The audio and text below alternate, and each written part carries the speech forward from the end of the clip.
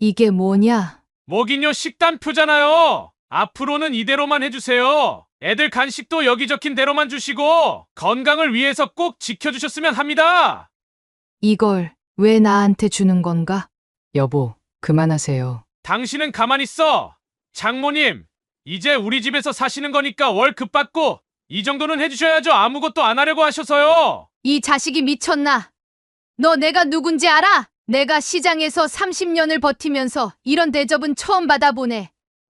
돈 있다고, 변호사라고 이렇게 사람을 무시해? 수연아, 엄마 들어간다.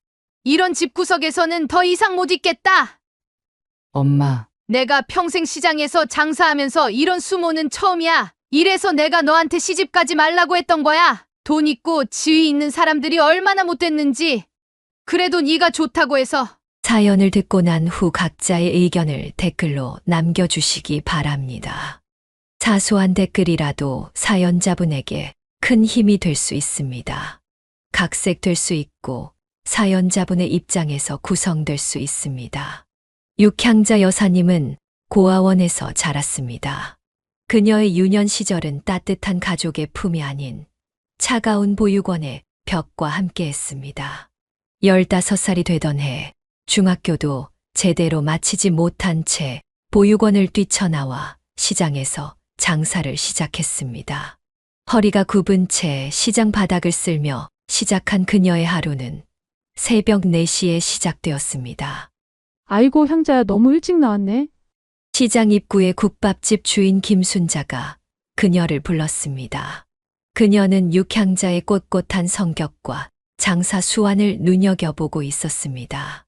육향자는 시장 한편에서 과일 장사를 시작했고 그녀의 우렁찬 목소리는 시장 구석구석까지 울려 퍼졌습니다.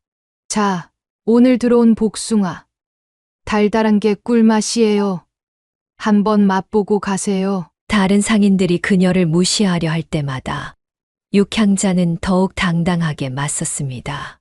처음에는 나이 어린 고아 출신이라고 텃세를 부리던 상인들도 점차 그녀의 성실함과 강단 있는 모습에 감탄하기 시작했습니다. 어휴, 저 애는 진짜 독하다. 새벽부터 저렇게 열심히 하니. 맞아. 보육원 출신이라더니 참 야무지게 장사한다. 시장 상인들의 수군거림 속에서도 육향자는 꿋꿋이 자신의 길을 걸었습니다. 그녀는 매일 새벽 과일을 떼어오고 손님들에게 정직한 가격으로 좋은 물건을 팔았습니다. 20살이 되던 해 여름, 더운 날씨에 지친 그녀가 국밥집에서 식사를 하고 있을 때였습니다. 순자는 그녀를 불러 조심스레 이야기를 꺼냈습니다. 향자야, 우리 시동생 있잖아. 다리가 좀 불편하긴 한데 참 착한 사람이야. 한번 만나볼래? 육향자는 국밥 그릇을 내려놓고 잠시 생각에 잠겼습니다. 그녀는 자신의 힘든 과거를 이해해주고 함께 미래를 그려나갈 수 있는 사람을 찾고 있었습니다. 언니, 다리가 불편하다고 해서 사람 됨됨이까지 불편한 건 아니잖아. 한번 만나볼게. 그렇게 시작된 만남은 순조롭게 진행되었습니다. 다리가 불편했지만 성실하고 따뜻한 마음을 가진 남자는 첫 만남에서부터 육향자에게 깊은 인상을 남겼습니다. 향자 씨, 저는 비록 다리가 불편하지만 열심히 살아갈 자신이 있습니다. 제가 향자 씨를 행복하게 해드리고 싶습니다. 남자의 진심 어린 고백에 육향자는 마음을 열었고 그들은 얼마 지나지 않아 결혼을 했습니다. 시장 사람들은 모두 이들의 결혼을 축하해 주었고 특히 순자는 자신이 맺어준 인연이 잘 성사된 것에 대해 무척 기뻐했습니다. 향자야, 너같이 드센 성격이 우리 시동생한테는 딱이야. 네가 있으니까 마음이 든든하다. 앞으로 잘 살아. 결혼 후에도 육향자는 시장에서 장사를 계속했습니다. 이제는 남편을 위해서도 더 열심히 살아야 했습니다. 그녀의 강인한 성격은 결혼 후에도 변함이 없었고 오히려 더욱 단단해졌습니다. 여보, 내가 있잖아. 걱정하지 마. 남편을 향한 그녀의 말에는 든든한 믿음이 담겨 있었습니다. 이제는 혼자가 아닌 가족을 위해 살아가야 한다는 책임감이 그녀를 더욱 강하게 만들었습니다. 시장에서는 점점 더 그녀의 입지가 단단해졌고 상인들 사이에서도 그녀의 목소리에 힘이 실렸습니다. 보육원에서 자란 외로운 소녀는 이제 한 가정의 기둥이 되어 있었습니다. 그녀의 강인함은 이제 막 시작된 새로운 삶을 위한 든든한 밑거름이 되었습니다. 결혼 후 얼마 지나지 않아 그녀는 첫째 딸을 임신했다는 소식을 들었습니다. 그녀는 과일 장사를 하면서도 튼튼한 아이를 낳기 위해 영양제를 꾸준히 챙겨 먹었고 마침내 건강한 여자아이를 출산했습니다. 여보, 우리 딸 이름은 수연이로 하자. 물처럼 맑고 현명하게 자라라고. 남편의 제안에 육향자는 흔쾌히 동의했습니다. 2해 뒤 그녀는 둘째 딸도 순산했습니다. 두 딸을 키우면서 그녀는 더 큰 꿈을 꾸기 시작했습니다. 여보, 나 백반집 하나 차리고 싶어. 장사하는 사람들 밥 먹여주는 게 돈이 된대. 그래도 혼자 다 하기에는 벅차지 않을까? 걱정 마. 내가 다 알아서 할게. 당신은 농사일이랑 배달만 도와줘. 육향자는 시장 구석에 자리 잡은 작은 가게를 얻어 백반집을 시작했습니다. 처음에는 몇 명 되지 않는 손님들이었지만 그녀의 맛있는 음식과 정갈한 상차림은 곧 소문이 나기 시작했습니다. 하지만 장사가 잘 될수록 시장의 다른 식당 주인들의 시기와 견제도 심해졌습니다. 어느 날은 누군가 그녀의 가게 앞에 쓰레기를 몰래 버려두기도 했습니다. 야, 누가 이랬어? 누가 이런 짓을 했냐고? 그녀의 우렁찬 목소리가 시장에 울려 퍼졌습니다. 육향자는 쓰레기를 치우면서도 굽히지 않았습니다. 내가 뭐 잘못했나? 장사는 실력으로 하는 거지. 시장 상인들은 그녀를 독한 년이라고 부르기 시작했습니다. 하지만 그것은 그녀의 강인함에 대한 일종의 인정이기도 했습니다. 저 여자 진짜 대단하다에 둘 키우면서 저렇게 장사하고. 남편은 다리가 불편했지만 농사일 틈틈이 배달을 도왔습니다. 자전거에 도시락을 싣고 이곳저곳을 다니며 그는 아내의 든든한 조력자가 되었습니다. 여보, 오늘은 재료가 다 떨어져서 일찍 닫았어. 잘 됐지? 그래. 당신 음식이 맛있으니까 그렇지. 육향자는 매일 새벽 4시에 일어나 반찬을 준비했습니다. 김치를 담그고 된장찌개를 끓이고 각종 나물을 무치면서도 그녀의 얼굴에는 항상 미소가 가득했습니다. 엄마, 나도 도와줄까? 어느새 초등학생이 된 수연이가 물었습니다. 아니, 너는 공부나 열심히 해. 엄마는 너희들 공부시키는 게 제일 중요해. 시장에서는 점점 더 그녀의 입지가 단단해졌습니다. 처음에는 그녀를 무시하던 상인들도 이제는 그녀의 의견을 존중하기 시작했습니다. 향자 씨가 하는 말이 맞아. 우리도 시장 환경 개선에 신경 써야 해. 육향자의 백반집은 시장의 맛집으로 자리 잡았고 그녀는 이제 시장에서 없어서는 안 될 존재가 되었습니다. 두 딸은 어머니의 강인한 모습을 보며 자랐고 그들의 꿈도 점점 커져갔습니다. 우리 엄마처럼은 못 살겠다. 수연이가 말할 때마다 육향자는 웃으며 대답했습니다. 그래, 너희는 엄마보다 더 좋은 길로 가야 해. 이렇게 육향자는 하루하루를 전장에 나서듯 치열하게 살아냈습니다. 그녀의 투지와 강인함은 두 딸에게 삶의 본보기가 되었고 시장 사람들에게는 존경의 대상이 되었습니다. 육향자는 두 딸의 교육에 누구보다 열성적이었습니다. 백반집을 운영하면서도 딸들의 학업을 최우선으로 생각했습니다. 수연아, 수지야, 엄마는 너희들 공부하는 거에는 절대 아끼지 않을 거야. 그녀의 말처럼 두 딸의 학원비와 과외비는 아낌없이 지원되었습니다.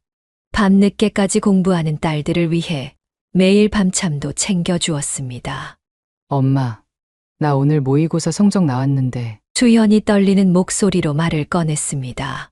성적이 좀 올랐어. 나 이제 반에서 3등이야. 우리 딸, 역시 엄마 딸이야. 육향자는 기쁨의 눈물을 감추지 못했습니다. 둘째 수지도 언니 못지않은 성적으로 부모님을 기쁘게 했습니다. 수험생이 된 수연은 매일 새벽 일어나는 엄마를 보며 더욱 열심히 공부했습니다. 마침내 원하던 대학교에 합격했다는 소식을 들었을 때 육향자는 백반집 한가운데서 딸을 껴안고 엉엉 울었습니다. 시장 사람들도 모두 축하해 주었습니다. 그들은 육향자가 얼마나 딸들 교육에 신경 썼는지 잘 알고 있었습니다. 수지야, 이제 내 차례다. 언니처럼 열심히 해봐. 알았어, 엄마. 나도 꼭 좋은 대학 갈게. 수지는 언니의 뒤를 이어 2년 후 대학교에 입학했습니다. 두 딸이 모두 명문대에 진학하자 육향자는 더할 나위 없이 행복했습니다. 여보, 우리 딸들 잘 키웠지? 그래. 당신 덕분이야. 대학 생활을 시작한 수연은 학업에 충실하면서도 취업 준비를 착실히 했습니다. 방학 때마다 인턴십을 하고 토익 점수도 착실히 올렸습니다. 결국 그녀는 대기업에 입사할 수 있었습니다. 수연의 기쁜 소식에 육향자는 또다시 눈물을 흘렸습니다. 대기업 입사는 그녀가 딸에게 바라던 최고의 선물이었습니다. 한편 수지는 졸업 후 공기업 취업을 목표로 정했습니다. 하지만 첫 해에는 원하는 결과를 얻지 못했습니다. 엄마, 미안해. 또 떨어졌어. 괜찮아, 우리 딸.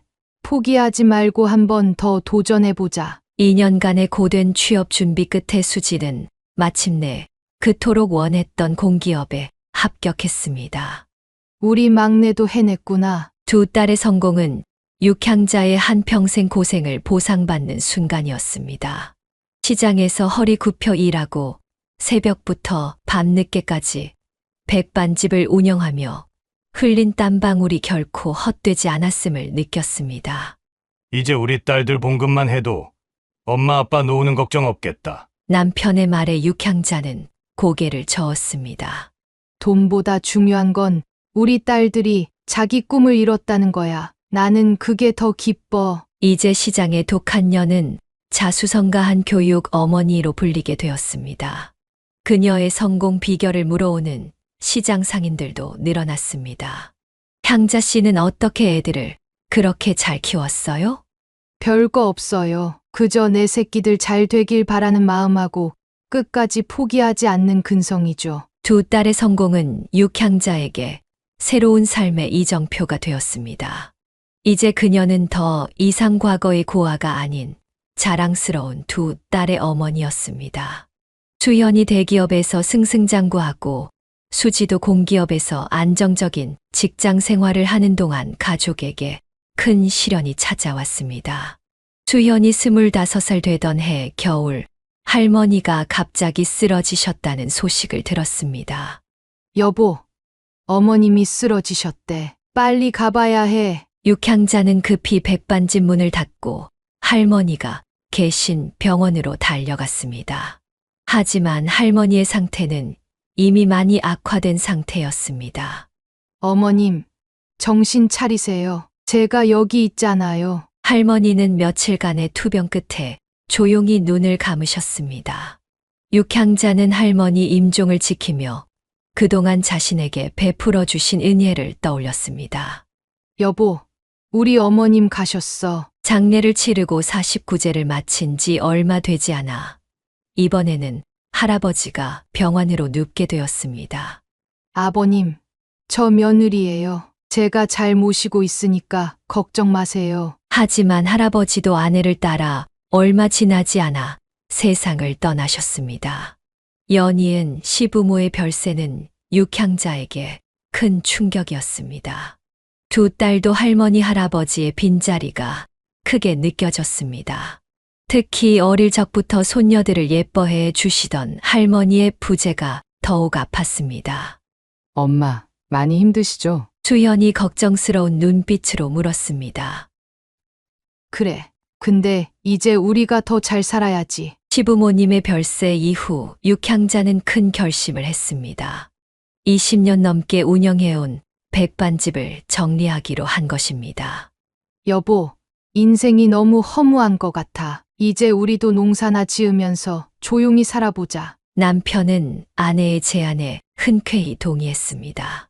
그동안 아내가 얼마나 고생했는지 잘 알고 있었기 때문입니다. 그래. 당신도 이제 좀 쉬어야지. 백반집을 정리하고 농사에 전념하면서 육향자의 성격도 조금씩 변하기 시작했습니다. 시장에서 늘 강하고 드센 모습을 보여야 했던 그녀가 이제는 한결 부드러워졌습니다. 엄마가 많이 달라지셔서 수지가 언니에게 말했습니다. 그러게. 어릴 때는 엄마가 좀 무서웠는데 요새는 정말 자상하셔. 농사일을 하면서 육향자는 시부모님의 마지막 모습을 떠올렸습니다. 농작물을 가꾸는 일이 마치 사람을 대하는 것과 비슷하다는 걸 깨달았습니다. 여보, 나 요즘 농사 짓는 게 참 좋아. 뭔가 마음이 편해. 시골의 고요함 속에서 그녀는 새로운 삶의 의미를 발견했습니다. 매일 아침 들판에 나가 작물들을 돌보며 그동안의 강한 모습 뒤에 숨겨두었던 따뜻한 마음을 조금씩 드러내기 시작했습니다. 엄마, 주말에 우리가 내려갈게요. 같이 밭을 좀 도와드릴게요. 딸들이 주말마다 내려와 농사일을 도왔습니다. 함께 밭을 메고 작물을 수확하면서 가족의 정도 더욱 깊어졌습니다. 우리 딸들, 이제 엄마 안 무서워해? 육향자가 웃으며 물었습니다. 엄마, 우리는 그때도 무서워한 게 아니라 존경했던 거예요. 시부모님의 별세는 육향자에게 큰 상실이었지만 동시에 새로운 변화의 계기가 되었습니다. 그동안의 강인했던 삶을 뒤로하고 이제는 더욱 원만하고 부드러운 모습으로 변화해가는 그녀의 모습에서 진정한 성숙함이 묻어났습니다. 어느 무더운 여름날이었습니다. 육향자는 평소처럼 텃밭에서 상추를 따고 있었고 남편은 논에 나가 있었습니다.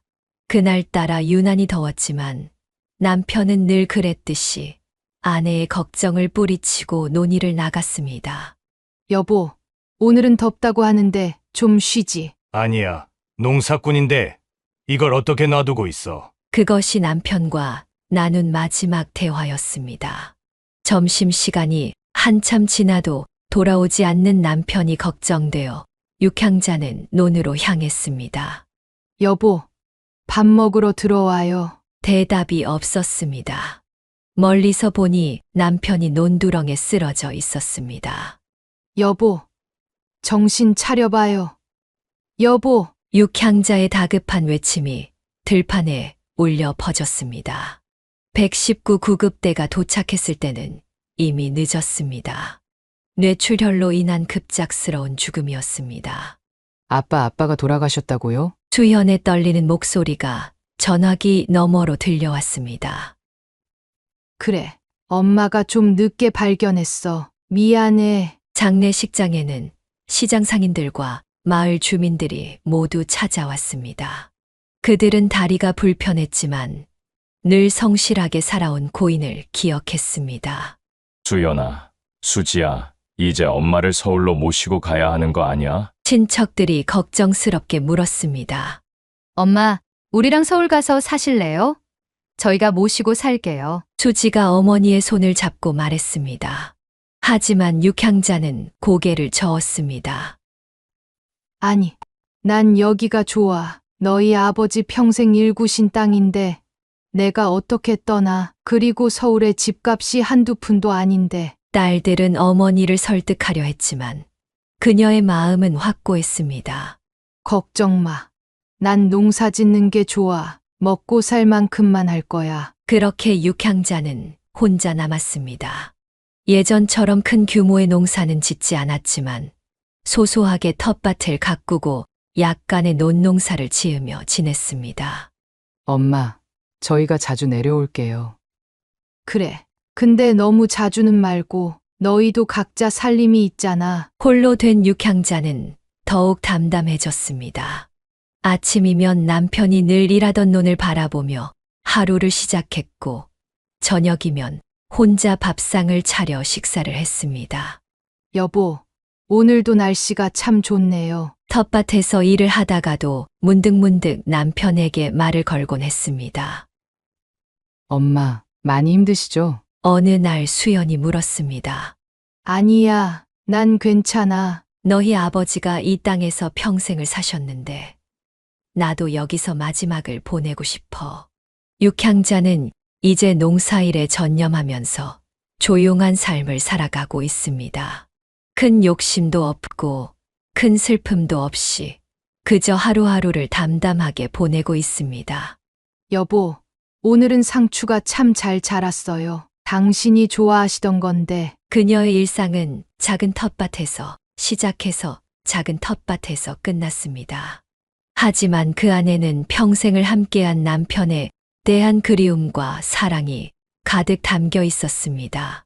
혼자 된 이후로 육향자는 더욱 딸들의 장래가 신경 쓰였습니다. 특히나 결혼 정년기를 훌쩍 넘긴 두 딸을 볼 때면 마음이 조급해졌습니다. 열심히 살아온 딸들이 이제는 각자의 가정도 이루고 행복했으면 하는 바람이 컸습니다. 여보, 우리 딸들 시집은 언제 가려나? 텃밭에서 일하다 문득 하늘을 보며 중얼거렸습니다. 마치 하늘에 계신 남편과 대화하듯 말입니다. 그러던 어느 날 딸들의 결혼 소식이 연이어 들려왔습니다.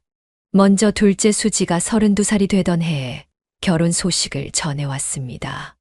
딸들의 결혼 소식은 육향자에게 새로운 기쁨이 되었습니다.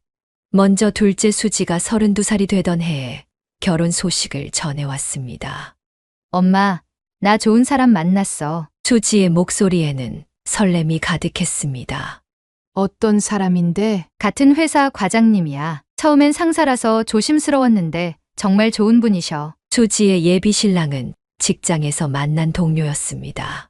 차분하고 성실한 성격이 수지와 잘 어울렸습니다. 엄마, 언니는 아직도 연애할 생각이 없대요. 수지가 걱정스럽게 물었습니다. 수연은 일에 몰두하느라 결혼은 생각지도 못하고 있었습니다. 내 언니는 내가 좀 걱정이다. 너무 일만 하고. 하지만 수지의 결혼식을 준비하는 동안 수연에게도 변화가 찾아왔습니다. 회사 일로 만난 변호사와 인연이 닿은 것입니다. 엄마, 저도 누군가를 만나고 있어요. 어머, 우리 큰딸도? 어떤 사람인데? 법무법인 대표 변호사세요. 제가 맡은 프로젝트 자문을 해주시다가. 수연이 만난 사람은 유명 법무법인의 대표 변호사였습니다. 나이는 조금 많았지만 깊이 있는 대화와 배려심 많은 성격이 수연의 마음을 움직였습니다. 수연아, 그 사람 집안은 어떠니? 엄마, 걱정 마세요. 정말 좋은 가정이에요. 특히 시부모님이 너무 좋으세요. 예비 시댁을 방문했을 때 육향자는 깊은 인상을 받았습니다. 특히 다리가 불편한 시어머니를 헌신적으로 돌보는 시아버지의 모습이 그녀의 마음을 울렸습니다. 여보, 약 드실 시간이에요.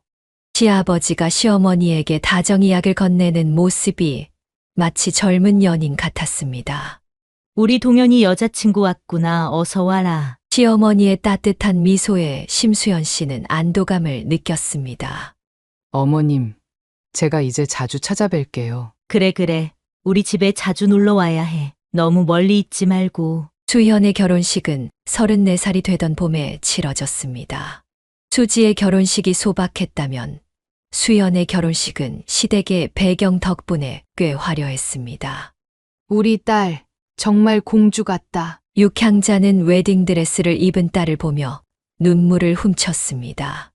엄마, 울지 마세요. 저 이제 시집가도 자주 찾아올게요. 그래, 너희 아버지가 보시면 얼마나 좋아하셨을까. 결혼식장에는 없는 남편이 더욱 그리웠습니다. 하지만 육향자는 행복했습니다. 두 딸 모두 좋은 짝을 만나 새로운 삶을 시작하게 되었기 때문입니다. 신혼집은 고급 아파트였습니다. 시댁에서 신혼집을 마련해 주었고 인테리어까지 세심하게 신경 써 주었습니다. 예, 이제 여기가 내 집이야. 불편한 거 있으면 엄마한테 말해. 시어머니는 수연을 친딸처럼 아껴주었고 수연도 시부모님을 친부모님처럼 공경했습니다. 특히 시어머니의 병수발을 드는 일에도 적극적으로 나섰습니다. 예. 내가 혼자 갈 수 있어. 너무 신경 쓰지 마. 어머님, 제가 모시고 병원에 다녀올게요. 아이고, 우리 며느리 고맙다. 너무 잘해주니까 미안하기만 하네. 그녀는 시어머니가 다리가 불편한 것을 보며 자신의 남편을 떠올렸습니다. 남편도 다리가 불편했지만 그것이 그들의 사랑을 방해하지는 못했습니다. 우리 수연이가 좋은 시댁을 만났구나. 주말이면 두 딸은 번갈아가며 육향자를 찾아왔습니다. 시골 텃밭에서 가족들이 함께 시간을 보내는 것이 이제는 소소한 행복이 되었습니다. 엄마, 오늘은 제가 저녁 준비할게요. 수연이 앞치마를 두르고 부엌에 들어섰습니다. 그녀의 뒷모습이 마치 젊은 시절 자신의 모습 같아 육향자는 잠시 아련해졌습니다. 이제 두 딸은 각자의 가정에서 행복한 삶을 살아가고 있었습니다. 육향자는 텃밭을 가꾸며 딸들의 앞날에 꽃이 피기를 기도했습니다. 수연의 새로운 가정이 안정을 찾아가던 무렵 시댁에 큰 파도가 일었습니다. 시동생 부부의 갑작스러운 이혼 소식이었습니다. 어머님, 무슨 일이세요? 왜 그렇게 목소리가 안 좋으세요? 얘 너희 시동생 부부가 이혼하기로 했어? 시어머니의 목소리는 떨리고 있었습니다. 결혼한 지 1년 만의 일이었습니다. 갑자기 왜요? 무슨 일이 있었던 거예요? 작은 며느리 걔가 글쎄 아이를 안 가지려고 몰래 피임을 했더라. 거기다 시동생 모르게 투자한다고 돈을 빼돌렸는데. 사정을 들어보니 충격적이었습니다. 동서는 결혼 전부터 아이를 가질 생각이 없었다고 합니다. 하지만 이 사실을 숨긴 채 결혼을 했고 시동생 몰래 피임을 해왔다는 것이었습니다. 그것만이 아니야. 남편 명의로 대출을 받아서 투자를 했대. 근데 그 돈을 다 날렸다더구나. 시어머니는 한숨을 내쉬었습니다. 걔가 그동안 증권사에서 일했잖아. 주식을 잘 안다고 자신했나 봐. 속 터져서. 수연은 시댁의 분위기가 걱정되었습니다. 특히 다리가 불편하신 시어머니가 이 충격으로 건강이 악화될까 염려되었습니다. 예. 이제 내가 우리 집 유일한 며느리야. 너라도 잘 해줘야 해. 어머님, 걱정 마세요. 제가 잘할게요. 시동생의 이혼 소식은 시댁 전체에 큰 충격을 주었습니다. 특히 시아버지는 며칠 동안 한숨만 쉬었고 시어머니는 밥도 제대로 드시지 못했습니다. 여보, 우리 어머님 좀 모시고 산책 다녀오실래요? 수연은 남편에게 조심스레 제안했습니다. 온 가족이 힘을 모아 이 위기를 잘 넘겨야 했습니다. 그래, 어머니 모시고 나가볼게. 시동생은 한동안 출근도 하지 못했습니다. 회사에 알려지면 곤란할 것 같아 휴가를 냈다고 했습니다. 수연은 시동생을 위로하면서도 한편으로는 그의 앞날이 걱정되었습니다. 4억 원이라는 거금을 잃었을 뿐만 아니라 마음의 상처도 깊어 보였습니다. 이제 내가 어떻게 살아야 할지 모르겠어요. 천천히 생각하세요. 시간이 해결해 줄 거예요. 육향자는 이 소식을 듣고 깊은 한숨을 내쉬었습니다. 수연아, 내가 시댁에서 더 조심해야 할 것 같구나. 네. 엄마, 걱정 마세요. 제가 잘할게요. 이혼 절차가 진행되는 동안 수연은 시부모님을 더욱 자주 찾아뵈었습니다. 주말마다 시댁에 가서 집안일을 돕고 시어머니의 병원 진료도 꼬박꼬박 동행했습니다. 예. 너무 무리하지 마라. 너도 직장 다니느라 바쁠 텐데. 어머님, 전 괜찮아요. 제가 이제 유일한 며느리잖아요. 시간이 흐르면서 시댁의 상처는 조금씩 아물어갔습니다. 시동생도 점차 일상으로 돌아왔고 시부모님의 표정도 밝아지기 시작했습니다. 수연아, 내가 있어서 정말 다행이야. 시아버지의 말씀에 수연은 마음이 뭉클했습니다. 이제 그녀는 시댁의 유일한 며느리로서 더 큰 책임감을 느꼈습니다. 하지만 그 책임이 무겁게 느껴지지는 않았습니다. 오히려 더 단단한 가족이 될 수 있는 기회라고 생각했습니다. 시동생의 이혼 상처가 채 아물기도 전에 수연에게는 기쁜 소식이 찾아왔습니다. 결혼 2년 만에 임신 소식을 가족들에게 전한 것입니다. 어머님, 저 임신했어요. 정말. 아이고, 이게 얼마나 기쁜 일이냐. 더욱 기쁜 것은 쌍둥이라는 소식이었습니다. 선생님 말씀이 쌍둥이래요. 시어머니는 너무 기뻐 눈물을 흘렸고 시아버지는 연신 웃음을 감추지 못했습니다. 예. 이제 몸 조심해야 해. 쌍둥이는 더 조심해야 한다. 시어머니의 걱정 어린 당부의 수연은 고개를 끄덕였습니다.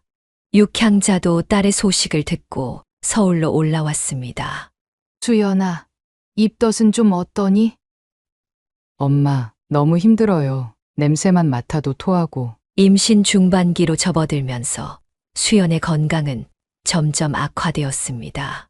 쌍둥이 임신이라 그런지 몸이 유난히 힘들었습니다. 여보, 일 그만두고 쉬는 게 어떨까요? 남편의 걱정 어린 제안에 수연은 결국 조기 출산 휴가를 신청했습니다. 그리고 마침내 쌍둥이가 태어났습니다. 건강한 남자아이 둘이었습니다. 우리 손주들 봐라. 꼭 닮았네. 하지만 기쁨도 잠시 육아의 고충이 시작되었습니다. 두 아이를 동시에 돌보는 일은 상상 이상으로 힘들었습니다. 여보, 나 이제 못하겠어요. 수연의 목소리에는 점점 더 우울함이 묻어났습니다. 밤에도 제대로 잠을 이루지 못했고 하루 종일 아이들을 돌보느라 자신을 돌볼 겨를도 없었습니다. 수연아, 많이 힘들지? 육향자는 딸의 모습이 안쓰러웠습니다. 어느 날은 수연이 아기들을 재우다가 그대로 바닥에 주저앉아 울고 있는 것을 발견했습니다. 엄마, 저 우울증인가 봐요. 애들을 보면 자꾸 불안해져요. 남편은 고민 끝에 제안을 했습니다. 어머님, 죄송하지만 서울로 올라와 주실 수 있으신가요? 월급은 제가 200만 원. 예, 무슨 소리야. 내 손주들인데 돈은. 어머님, 그래도 이건 일이니까 받으셔야 해요. 이것도 안 받으시면 제가 너무 미안해서. 육향자는 잠시 고민했습니다. 시골집을 비우는 것도 걱정되었지만 딸의 건강이 더 중요했습니다. 알았어. 내가 올라올게. 그렇게 육향자는 서울 생활을 시작했습니다. 아침부터 저녁까지 쌍둥이를 돌보는 일은 힘들었지만 그녀에게는 오히려 활력이 되었습니다. 얘들아, 할머니가 해주는 이유식 먹어볼까? 쌍둥이들은 할머니의 손길 아래 무럭무럭 자라났고 수연도 조금씩 안정을 찾아갔습니다. 엄마, 정말 감사해요. 엄마가 안 계셨으면 어떻게 됐을지. 그래. 이제 좀 괜찮니? 육아휴직 1년이 지나고 수연은 조금씩 일상으로 돌아갔습니다. 회사로 복귀하고 아이들도 어린이집에 다니기 시작했습니다. 엄마, 이제 제가 좀 해볼게요. 그래. 이제 내가 할 수 있겠구나. 육향자는 딸이 이제 진정한 엄마가 되어가는 것을 보며 뿌듯함을 느꼈습니다. 그리고 자신도 모르게 중얼거렸습니다. 여보, 우리 딸 잘 크죠? 이제 애 둘 낳고 제법이에요. 쌍둥이가 무럭무럭 자라는 동안 남편의 법무법인에는 먹구름이 들이오기 시작했습니다. 연이은 대형 사건의 패소로 법인의 평판이 흔들렸고 이는 고스란히 남편의 어깨를 짓눌렀습니다. 여보, 오늘은 몇 시에 들어오세요? 시끄러워. 정신 사나우니까 조용히 좀 해. 나 좀 내버려둬. 전에 없던 폭언에 수연은 놀라 말을 잃었습니다. 남편의 성격이 점점 날카로워졌고 그 화살은 고스란히 가족들에게 향했습니다.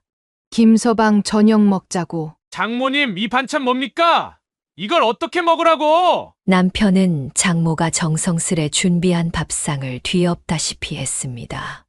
육향자는 당황스러웠지만 사위의 상태가 좋지 않은 걸 알기에 참았습니다. 여보, 어머님이 아침부터 준비하신 건데. 당신 엄만 우리 집에서 뭐 하는 거야? 애들 보는 것도 제대로 못하면서. 쌍둥이들이 울음을 터뜨렸습니다. 평소 다정하던 아빠의 고함 소리에 놀란 것이었습니다. 애들 울지 않게 못해. 정말 이게 뭐 하는 거야? 육향자는 입술을 깨물었습니다. 사위의 돌변한 태도가 당황스러웠지만 한편으로는 안쓰럽기도 했습니다. 오늘은 내가 밥 차려줄 테니 들어가 계세요. 수연이 어머니를 방으로 안내했습니다. 수연아, 사위가 많이 힘들긴 한가 보구나. 엄마, 죄송해요. 원래 저러는 사람이 아닌데. 상황은 날이 갈수록 악화되었습니다. 남편은 집에 들어오자마자 트집을 잡기 시작했습니다. 이 집은 왜 이렇게 정리가 안 되어 있는 거야? 장모님은 뭐 하고 계신 거예요? 여보, 어머님이 아침부터 청소하시고. 청소를 한 거야? 안 한 거야? 이게 청소가 된 집이에요? 육향자는 묵묵히 손주들을 돌보며 이 상황을 지켜보았습니다. 하지만 그녀의 인내심도 한계에 다다르고 있었습니다. 어느 날 남편은 한 장의 종이를 들고 왔습니다. 장모님, 이게 뭔지 아세요? 앞으로 우리 집 식단표예요. 이대로만 해주세요. 그리고 애들 간식은 여기 적힌 것만. 육향자의 눈빛이 차갑게 식었습니다. 시장에서 수십 년을 장사하며 단련된 그녀의 참을성이 마침내 한계에 달한 것입니다. 수연아, 김서방 좀 봐야겠다. 시장의 터줏대감이었던 육향자의 목소리가 점점 날카로워지기 시작했습니다. 이제 더 이상은 참을 수 없었습니다. 이게 뭐냐? 육향자가 떨리는 목소리로 물었습니다. 그녀의 손에는 사위가 건넨 식단표가 들려 있었습니다. 먹이뇨 식단표잖아요. 앞으로는 이대로만 해주세요. 애들 간식도 여기 적힌 대로만 주시고 건강을 위해서 꼭 지켜주셨으면 합니다. 이걸 왜 나한테 주는 건가? 식당 안이 순식간에 얼어붙었습니다. 수연은 어머니의 표정을 보고 불길한 예감을 느꼈습니다. 여보, 그만하세요. 당신은 가만히 있어. 장모님, 이제 우리 집에서 사시는 거니까 월급 받고 이 정도는 해주셔야죠. 아무것도 안 하려고 하셔서요. 그 순간이었습니다. 육향자의 손에 들려있던 식단표가 찢어져 바닥으로 떨어졌고 그녀는 테이블 위에 국그릇을 집어들었습니다. 이 자식이 미쳤나? 너 내가 누군지 알아? 육향자는 국그릇을 바닥에 내던졌습니다. 뜨거운 국물이 사방으로 튀었습니다. 내가 시장에서 30년을 버티면서 이런 대접은 처음 받아보네. 돈 있다고, 변호사라고 이렇게 사람을 무시해? 육향자는 부엌 싱크대로 가서 앞치마를 벗었습니다. 그녀의 손이 부들부들 떨리고 있었습니다. 수연아, 엄마 들어간다. 이런 집구석에서는 더 이상 못 있겠다. 엄마, 내가 평생 시장에서 장사하면서 이런 수모는 처음이야. 이래서 내가 너한테 시집가지 말라고 했던 거야. 돈 있고 지위 있는 사람들이 얼마나 못됐는지. 그래도 네가 좋다고 해서. 육향자는 곧장 자신의 방으로 들어가 짐을 싸기 시작했습니다. 손놀림이 매우 거칠었습니다. 장모님, 제가 잘못했습니다. 진정하시고. 말 시키지 마. 난 이제 내 집으로 가련다. 여기서 이런 푸대접 받느니 차라리 내 집에서 혼자 사는 게 낫겠어. 수연이 말리려 했지만 육향자는 고집스럽게 짐을 챙겼습니다. 평생 구김살 없이 살아온 그녀의 자존심이 이런 대우를 받아들일 수 없었던 것입니다. 엄마, 제발, 애들도 있고. 내가 누구야? 내가 시장에서 장사할 때 너희 아버지 다리 불편한 거 무시하는 사람 하나라도 있었어? 근데 이제 와서 이런 식단표를 받아? 내가 뭐 애들 못 먹일까봐 이러는 거야? 육향자의 목소리가 점점 커졌습니다. 쌍둥이들이 놀라서 울기 시작했습니다. 할머니 가지마. 손주들의 울음소리에 육향자의 마음도 아팠습니다. 하지만 이대로 물러설 수는 없었습니다.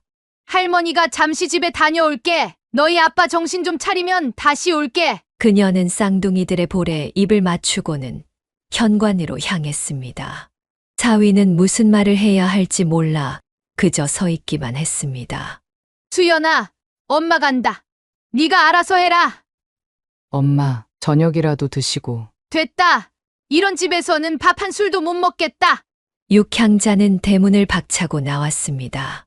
택시를 잡아타면서도 그녀의 분노는 가라앉지 않았습니다.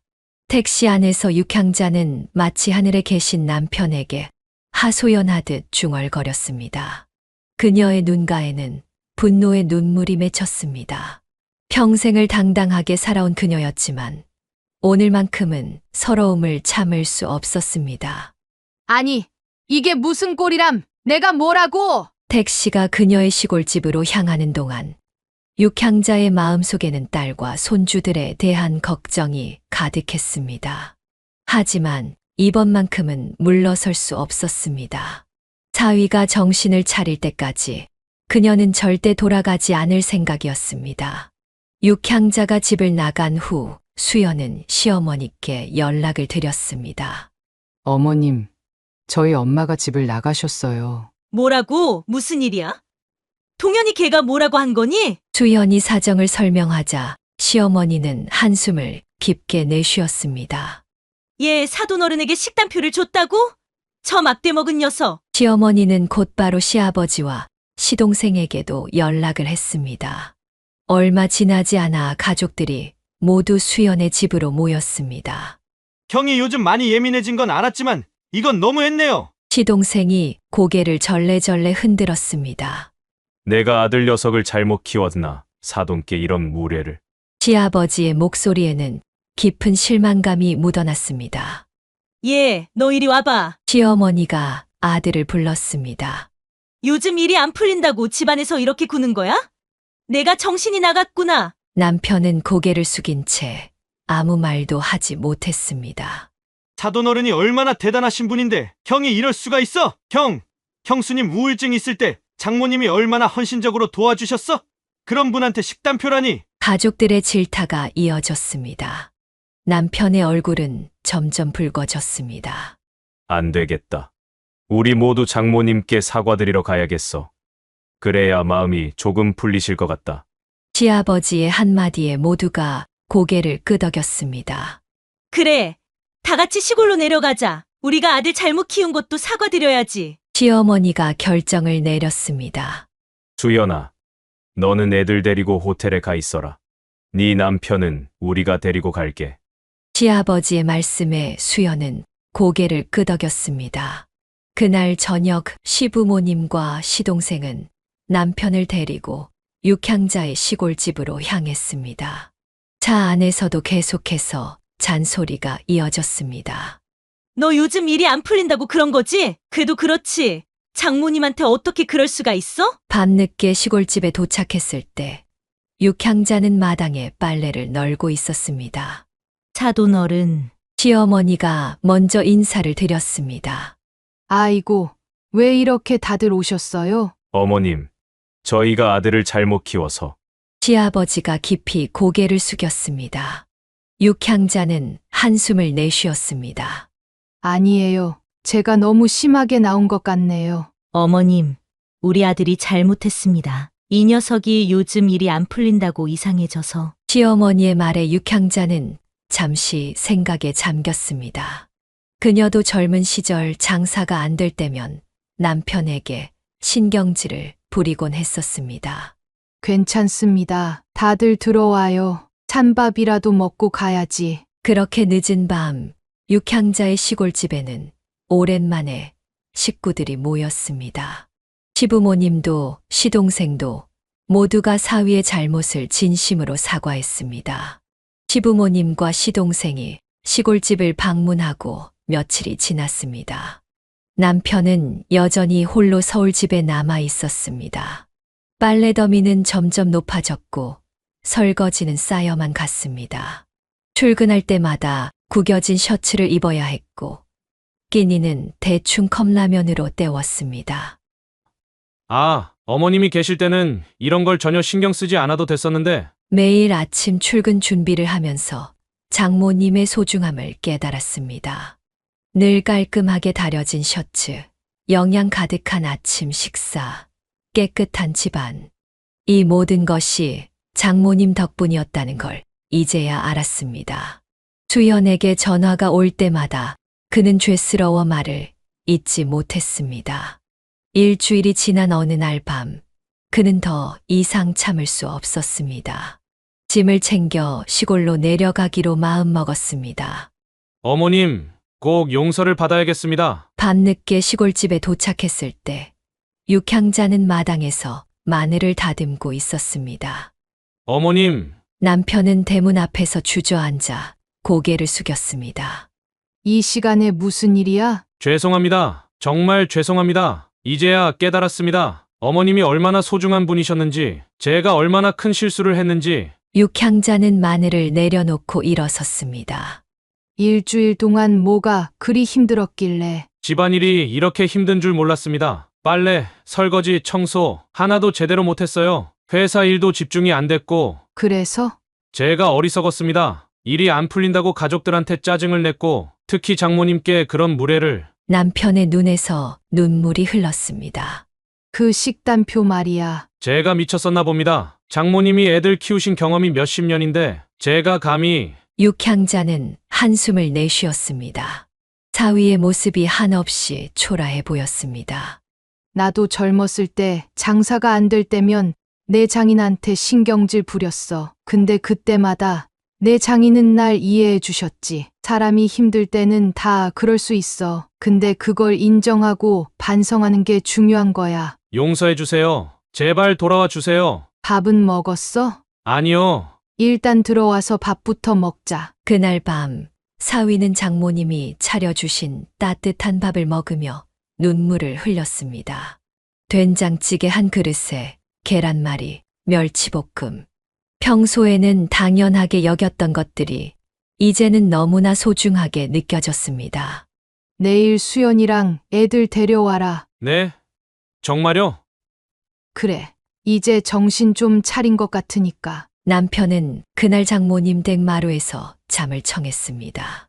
비록 딱딱한 마룻바닥이었지만 오랜만에 편안한 마음으로 잠들 수 있었습니다. 일주일간의 고난은 그를 완전히 다른 사람으로 만들어 놓았습니다. 이제 그는 진정으로 가족의 소중함을 알게 되었고, 특히 장모님의 존재가 얼마나 큰 축복이었는지 깨달았습니다. 이제 좀 괜찮아졌어요? 수연이 퇴근한 남편에게 물었습니다. 시골에서 돌아온 지 한 달, 남편은 완전히 다른 사람이 된 것 같았습니다. 응. 오늘은 일찍 끝냈어. 어머님 저녁 준비하시는데 내가 도와드릴게. 남편은 곧장 앞치마를 둘렀습니다. 이제는 매일 퇴근 후 육향자의 집안일을 돕는 것이 일과가 되었습니다. 아이고, 내가 알아서 할게. 피곤할 텐데. 어머님, 제가 도와드릴게요. 양파 썰어 놓을까요? 육향자는 깍듯해진 사위를 보며 속으로 웃음을 참았습니다. 한 달 전만 해도 식단표를 들이밀던 사람이 이제는 부엌일을 자청하고 있었습니다. 엄마, 아빠가 많이 달라지셨죠? 그러게. 어머님한테 혼나고 오시더니 완전히 다른 사람이 되셨어. 식사 준비를 하는 동안 쌍둥이들이 주방으로 뛰어들어왔습니다. 아빠, 우리도 도와줄까? 그래, 우리 같이 할까? 손 씻고 와. 남편은 아이들과 함께 상추를 씻고 그릇을 날랐습니다. 육향자는 이런 모습을 보며 흐뭇해했습니다.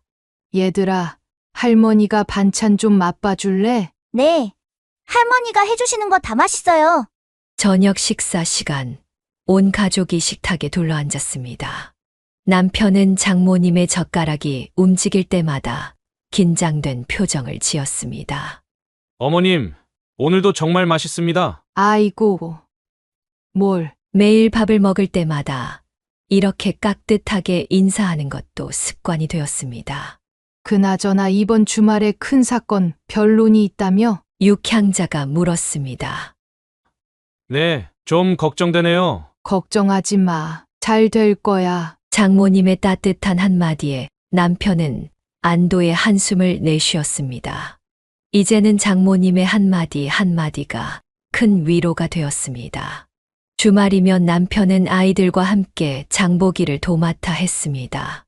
예전에는 생각지도 못했던 일이었습니다.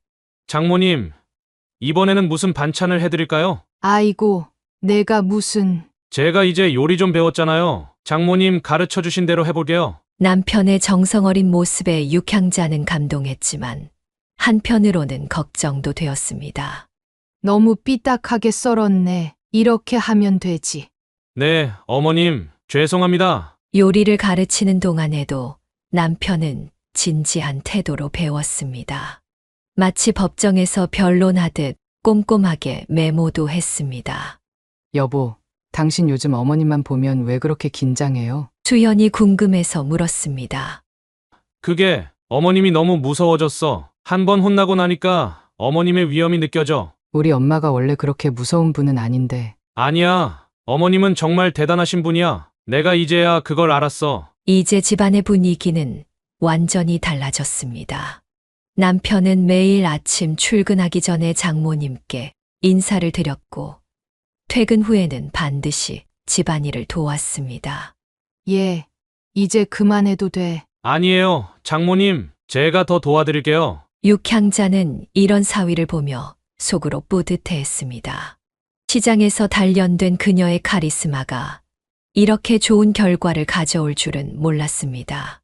여보, 우리 사위 잘 변했죠? 밤마다 그녀는 하늘에 계신 남편에게 이렇게 말을 건넸습니다. 이제 그녀의 가정은 더욱 단단해지고 있었습니다. 서울에서의 생활이 안정을 찾아가는 동안 육향자는 시골집에 대한 고민이 깊어졌습니다. 서울과 시골을 오가며 빈집을 관리하는 일이 점점 더 버거워졌기 때문입니다. 엄마, 이제 시골집 처분하시는 게 어떠세요? 어느 날 수연이 조심스레 제안했습니다.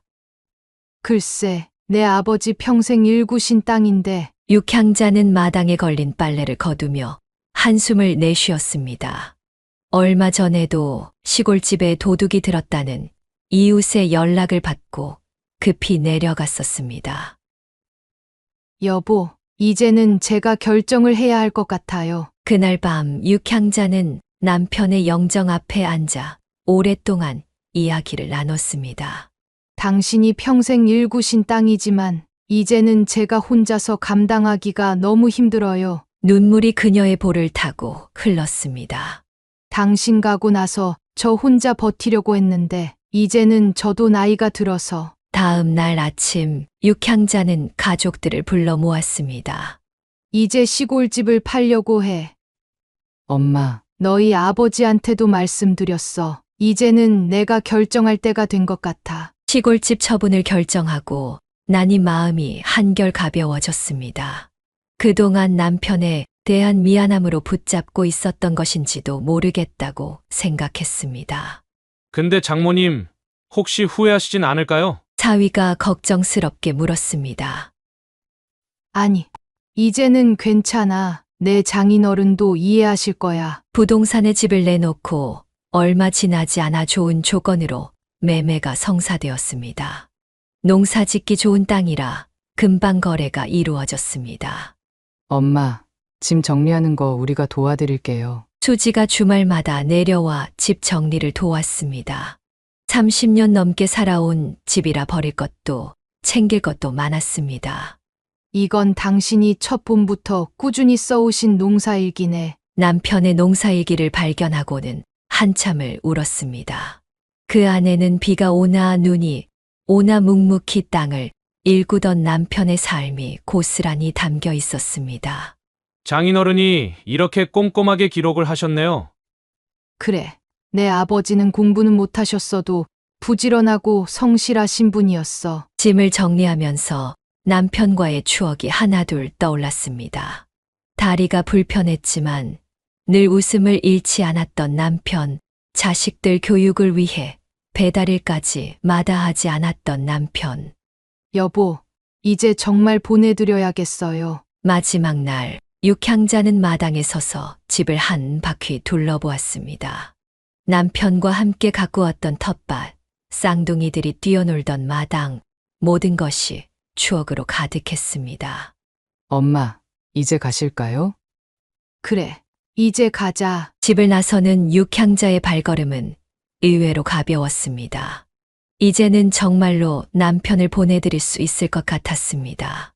새로운 시작을 위해서는 과거의 아픔도 그리움도 조금은 내려놓아야 했습니다. 여보, 저 이제 서울에서 잘 살게요. 걱정하지 마세요. 차에 오르며 육향자는 마지막으로 집을 바라보았습니다. 이제 그녀의 새로운 인생이 시작되려 하고 있었습니다. 시골집을 정리하고 서울에 완전히 정착한 육향자는 새로운 삶의 활력을 찾아가기 시작했습니다. 특히 시부모님과의 관계가 더욱 가까워진 것이 큰 변화였습니다. 새 어른은 산에서 도시락을 나눠 먹으며 이야기꽃을 피웠습니다. 우리 아들이 정말 큰 실수를 했었죠? 시어머니가 웃으며 말했습니다. 에이, 이제 다 지난 일인데요, 뭘. 아니에요. 향자 씨 덕분에 우리 아들이 제대로 된 사람이 됐잖아요. 향자 씨, 이번에 제주도 여행 어때요? 우리 셋이서. 제주도요? 그래요. 우리 나이에 이제 놀러 다닐 만하잖아요. 그렇게 시작된 새 어른의 제주도 여행은 잊지 못할 추억이 되었습니다. 올레길을 걸으며 서로의 인생 이야기를 나누고 해변에서 노을을 보며 깊어가는 우정을 느꼈습니다. 아이고, 이 나이에 이런 곳에 와보네. 향자 씨, 우리 내일은 성산일출봉도 가요. 시아버지는 두 분의 수다를 뒤에서 묵묵히 지켜보며 사진을 찍어 주었습니다. 당신, 이제 우리 세 사람이 진짜 가족이 된 것 같죠? 그러게 말이에요. 이렇게 될 줄 누가 알았겠어요. 여행을 다녀온 후로 세 분은 더욱 가까워졌습니다. 주말마다 근처 카페에서 차를 마시며 이야기를 나누고 때로는 함께 산책을 하며 시간을 보냈습니다. 어머님들 너무 자주 다니시는 거 아니에요? 수연이 걱정스레 물었습니다. 아이고, 너는 걱정하지 마. 우리끼리 잘 놀고 있어. 육향자의 얼굴에는 웃음이 가득했습니다. 시장에서 평생을 고생하며 살아온 그녀에게 이런 노후는 꿈만 같았습니다. 다음 달에는 통영 가기로 했어요. 거기 맛있는 게 많다면서. 어머, 벌써 다음 여행을 계획하셨어요? 세 분의 우정은 날이 갈수록 깊어졌습니다. 서로의 건강을 챙기고 좋은 곳이 있으면 함께 가고 맛있는 것이 있으면 나눠 먹었습니다. 사돈어른이 우리 집에 온 게 정말 복이에요. 시어머니가 진심으로 말했습니다. 제가 더 감사하죠. 이렇게 좋은 분들과 친구가 될 줄은 몰랐어요. 육향자는 이제 진정한 가족을 얻었다고 느꼈습니다. 친정어머니도 시어머니도 없이 자란 그녀에게 이런 따뜻한 관계는 특별한 선물이었습니다. 우리 앞으로도 자주 이렇게 다닙시다. 이제 새 어른은 서로에게 없어서는 안 될 소중한 친구가 되었습니다. 나이 들어 찾은 우정이 주는 기쁨을 매일매일 누리며 즐거운 노후를 보내고 있었습니다.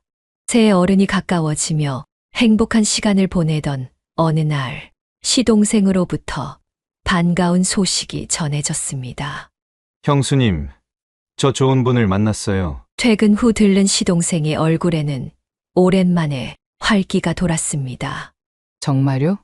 어떤 분이신데요? 중학교 교사세요. 제가 맡은 사건의 의뢰인이었는데 시동생은 이혼 후 일에만 매달렸습니다. 상처 입은 마음을 일로 달래려 했던 것입니다. 그러다 우연히 한 여교사의 사건을 맡게 되었고 그렇게 인연이 시작되었습니다. 어머님께는 말씀드렸어요? 네. 어제 저녁에 어머님이 한번 만나보고 싶다고 하시더라고요. 주말에 시댁에서 가족 모임이 열렸습니다. 시동생의 여자친구를 만나기 위해서였습니다. 안녕하세요. 김미정이라고 합니다. 조용하고 단정한 첫인상이 좋았습니다. 무엇보다 시동생을 바라보는 따뜻한 눈빛이 인상적이었습니다. 아이고, 우리 애가 좋은 분을 만났네. 시어머니의 얼굴에도 안도의 미소가 번졌습니다. 처음엔 많이 망설였어요. 제가 이혼남이라. 시동생이 조심스레 말을 꺼냈습니다.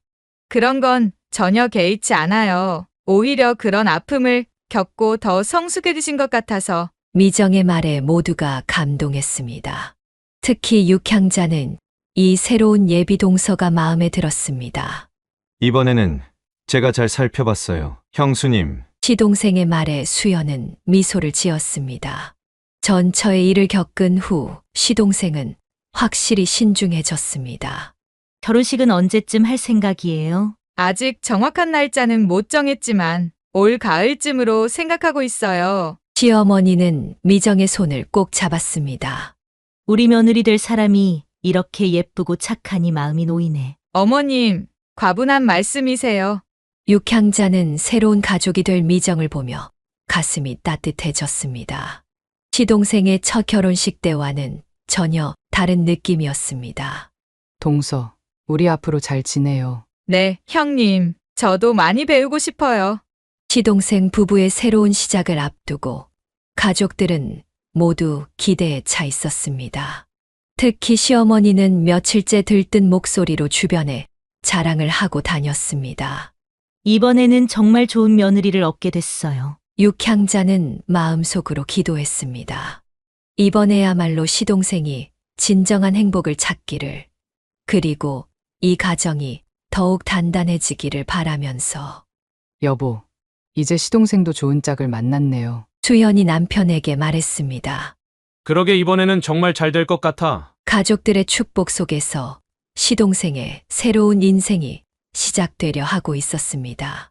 시동생의 재혼식이 있던 날로부터 2년이 흘렀습니다. 이제 쌍둥이들은 4살이 되어 어린이집을 다니고 있었습니다. 할머니, 오늘 선생님이 우리 그림 제일 잘 그렸대. 정말 우리 손주들 너무 잘했네. 육향자는 매일 오후 어린이집에서 아이들을 데리고 와 저녁 때까지 돌보는 것이 일과가 되었습니다. 엄마, 저 왔어요. 퇴근한 수연이 들어서자 아이들이 달려갔습니다. 엄마, 우리 오늘 그림 그렸는데. 쌍둥이들은 서로 앞다투어 이야기를 하려 했습니다. 수연은 두 아이를 동시에 안아 올렸습니다. 얼마 후 남편도 퇴근했습니다. 요즘 그의 얼굴에는 여유가 가득했습니다. 법무법인이 안정을 찾으면서 예전의 자신감도 되찾았습니다. 어머님, 제가 오늘은 요리하겠습니다. 예, 그냥 쉬지. 아니에요. 어머님이 가르쳐 주신 김치찌개 한번 만들어 볼게요. 남편은 이제 제법 요리 실력도 늘었습니다. 특히 장모님께 배운 김치찌개는 자신의 전문 메뉴가 되었습니다. 여보, 회사는 좀 어때요? 응, 많이 좋아졌어. 이번에 새로운 대형 의뢰도 들어왔고. 법무법인은 이제 서울의 대표적인 로펌으로 자리 잡았습니다. 위기를 겪은 후 오히려 더 단단해진 것 같다고 남편은 말했습니다.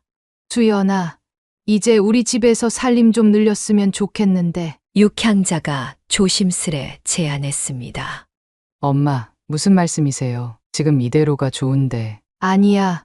이제 애들도 크고 하니까 너희 둘만의 공간도 필요할 것 같아. 시부모님도 육향자의 의견에 동의했습니다. 그래, 이제 너희 가정을 꾸려야지. 하지만 수연 부부는 고개를 저었습니다. 어머님, 저희는 지금이 제일 좋아요. 어머님이 계셔주시는 게 얼마나 감사한데요. 남편의 말에 육향자는 눈시울이 붉어졌습니다. 한때는 식단표를 들이밀던 사위가 이렇게 변할 줄은 몰랐습니다. 여동생 수지도 이사를 와서 가까이에 살게 되었습니다. 언니네 애들 교육은 내가 책임질게. 수지는 틈만 나면 조카들과 영어 공부를 했습니다. 시부모님과 육향자는 여전히 주말마다 여행을 다녔고 시동생 부부도 자주 찾아와 가족 모임이 끊이지 않았습니다. 여보, 우리 참 행복하죠? 어느 날 저녁 수연이 남편에게 물었습니다. 그래, 이제야 진정한 행복이 뭔지 알 것 같아. 창 밖으로 노을이 지고 있었습니다. 육향자는 마당에서 쌍둥이들과 놀아주며 미소 지었습니다. 여보, 우리 딸 잘 살고 있죠? 그녀는 이제 하늘에 계신 남편에게 자랑스럽게 말할 수 있었습니다. 시장에서 평생을 힘들게 살아온 그녀의 삶이 이제는 아름다운 결실을 맺고 있었기 때문입니다. 할머니, 우리 내일도 놀아요. 쌍둥이들의 웃음소리가 온 집안에 울려 퍼졌습니다. 그 소리에 육향자의 얼굴에는 행복한 미소가 번졌습니다. 이제 그녀의 가정은 진정한 평화와 행복을 찾은 것 같았습니다. 사연을 듣고 댓글을 남겨주시기 바랍니다. 사소한 의견일지라도 사연자분에게는 큰 힘이 됩니다. 노골적인 악성 댓글은 사연자분에게 상처가 될 수 있으니 삼가주시기 바랍니다.